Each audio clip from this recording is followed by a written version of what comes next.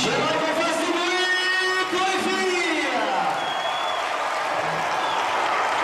C'est une victoire plus que méritée ce soir.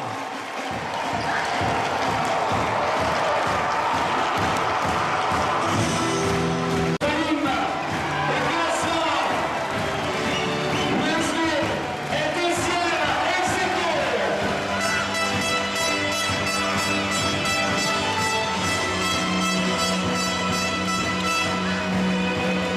Tous ensemble.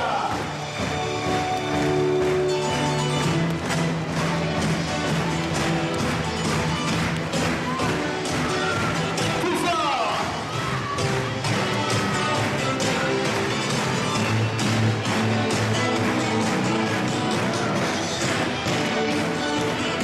Victoire de Besançon, de Fleury, Loiret, Handball.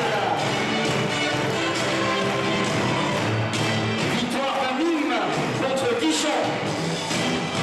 Mesdames, Mesdemoiselles, Ah là, quel plaisir de voir ces sourires, Gladys. Ben voilà, première victoire à domicile. Enfin, on a vu énormément de joie, d'émotion, de pleurs en fin de match. Un petit mot, allez-y.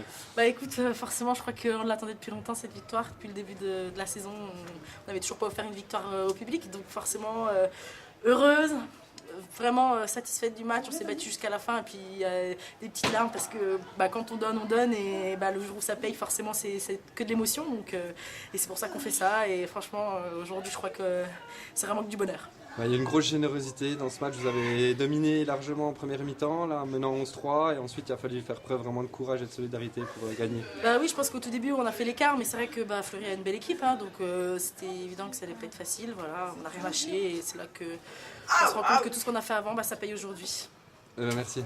En fait, je t'explique, j'ai les clés de chez Simon. En fait, il m'a dit que... 10 secondes avec les larmes de Marion Calavé. Marion, vous a vu exploser en fin de rencontre. Quel bonheur.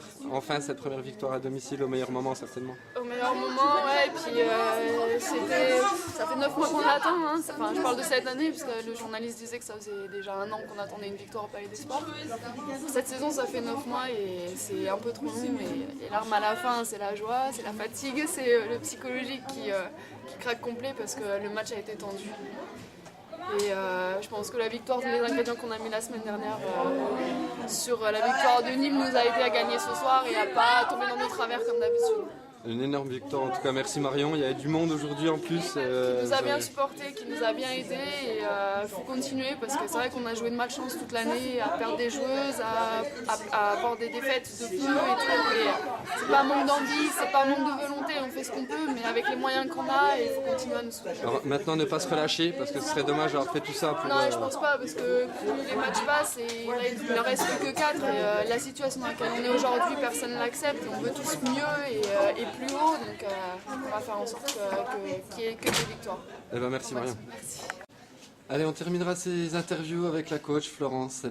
Florence, ça se voit, voilà, un sourire, énormément d'émotions, de joie, la première à domicile, 2 victoires de suite. Il y a eu un déclic dans cette équipe?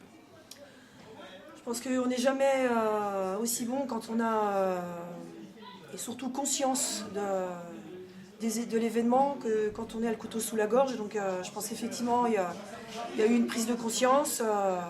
On n'était jamais trop loin. On avait fini sur de belles prestations face à Brest, face à Toulon. Il manquait peu de choses et malheureusement on ne finalisait pas par une victoire. Je pense qu'on a su se remettre en question, on a su peut-être mettre le doigt là où il fallait, où ça fait mal. Et je pense qu'effectivement les joueuses ont pris conscience que c'était important de se battre. Et c'est pas faute de l'avoir fait durant toute cette saison, mais je pense que là, elles démontrent qu'elles ont les capacités d'évoluer à ce niveau-là. Et c'est vrai que c'est une belle victoire d'un groupe. Et une première à domicile, une deuxième consécutive, donc c'est une fierté d'encadrer une telle équipe qui ne lâche rien dans ses play-downs. On a vu beaucoup de joie, d'émotions, des pleurs, notamment à la fin du match. Donc on imagine tout le soulagement. Maintenant, il y a une mini trêve. Comment allez-vous vivre cette petite coupure? Déjà, on va profiter des vacances. Je pense que tout le monde en a besoin. Les organismes commencent à être un peu usés. Il y a de la fatigue. Donc elles vont pouvoir se reposer. Nous aussi, les coachs. Et repartir sur 3 semaines de travail pour préparer le prochain match qui sera Dijon à l'extérieur. Et bon, je pense que ça sera bénéfique parce que là on part avec 2 victoires. Le moral qui revient. Voilà, de la confiance, un bon moral. Donc dans les têtes, je pense qu'elles vont revenir gonflées à bloc et avec une grosse envie de travailler. C'est de bon augure pour la suite. Tout à fait. Merci Florence. Tu me dis quand tu commences. Allez, avec nous Bernard Rache, le président de l'ESBF. Bernard, on imagine un président très heureux. Enfin une victoire à domicile et en play-down en plus, ça lui fait forcément du bien. C'était attendu depuis tellement longtemps qu'on ne réalise pas encore. Oui, ça fait du bien. 2 victoires de rang. Ça nous situe juste avant la trêve des playdowns en position très favorable. Maintenant, on n'est qu'à un tiers du chemin, donc il y a encore du travail à faire. Mais au vu de la prestation de ce soir et de celle de Nîmes, je suis assez confiant pour la suite. Ouais, effectivement, les filles se réveillent au meilleur moment. On a senti une équipe très solidaire aujourd'hui. C'est de bonne augure pour la suite. Elles se sont retrouvées, il y a une cohésion, une envie de gagner. Je crois qu'elles ont vraiment la niaque maintenant. Et puis un petit mot sur vous Bernard, on a lu cette semaine que vous étiez peut-être démissionnaire. Est-ce vrai? Alors, tout ce qui se lit dans la presse écrite doit être analysé et pris parfois avec circonspection. En ce qui me concerne, je n'ai jamais envisagé pour l'heure de quitter mon poste, sauf si demain l'association, lors d'une assemblée générale, dans le cadre démocratique de la vie associative, me demandait d'arrêter, mais c'est pas à l'ordre du jour. Eh ben, merci Bernard. Merci. Allez, avec nous Christophe Maréchal, le coach de Fleury. Christophe, deux défaites d'affilée. Vous avez très mal débuté cette entame de match. Bien revenu ensuite, mais ça n'a pas suffi. Oui, tu as bien résumé. Je crois qu'on est à -8 au bout d'un quart de jeu.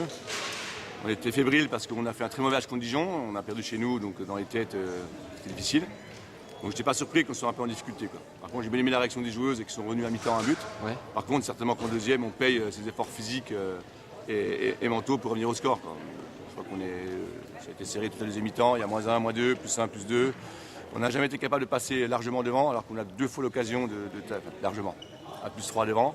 On a tiré à l'aile gauche, on a tiré en pivot. Et Besançon n'a pas lâché. C'est vrai que je pense que la première équipe qui passait dans le dernier quart d'heure à -1, -2, -3, enfin -3 aurait été en difficulté. Là, Besançon a su à ce moment-là bien serrer les dents. Et ça joue sur un coup franc direct pratiquement à 45 secondes de la fin. On est à -1. Un grand Audrey Bruno nous met un but au tir à droite à 10 mètres qui nous fait mal. Ce qui fait que derrière, revenir au score, c'était très, très difficile. Donc là, on a 2 équipes complètement opposées. Fleury, au départ, commençait ses play-downs avec un avantage. Là, c'est 2 défaites pour Fleury, 2 victoires. Va falloir retrouver le moral, certainement, de l'autre côté. Ouais, ça fait 3 semaines que je joue joueuse. Les play-downs ne ressemblent pas au championnat. C'est vrai qu'on a 6 victoires à Besançon, je crois qu'une victoire et quelques nuls. Mais Besançon avait beaucoup de défaites et de nuls, donc ils étaient proches. Elles n'ont pas démérité dans ce championnat de phase régulière. Et puis les play-downs, c'est l'aspect physique, l'aspect mental qui est très très important, qui fait qu'on mord dans la balle. Besançon s'est préparé peut-être mentalement plus facilement que nous, parce qu'elles savent depuis un certain temps qu'elles sont en play-down. Puis rien à Alors perdre. que nous, rien à perdre. Alors que nous, on est tellement déçus de ne pas être en play-off, ça a créé des soucis au club, on s'est un peu engueulé tout le monde. Donc il faut se remettre la tête en droit, quoi. Et c'est vrai que ces 2 défaites-là ne sont pas faites pour nous arranger. Maintenant, il y a la Coupe d'Europe au milieu, qui va nous permettre peut-être, j'espère, d'avoir un bon résultat et de souffler et de prendre un bon oxygène. J'espère qu'on passera contre les Turcs. Et après, on pourra aborder dans les meilleures conditions les 4 derniers matchs, puisqu'on n'a qu'un point de retard sur l'avant-dernier. Et finir 7e, 8e ou 9e, c'est pas important. Le plus important, c'est de finir 9e et pas 10e. Eh ben, merci Christophe.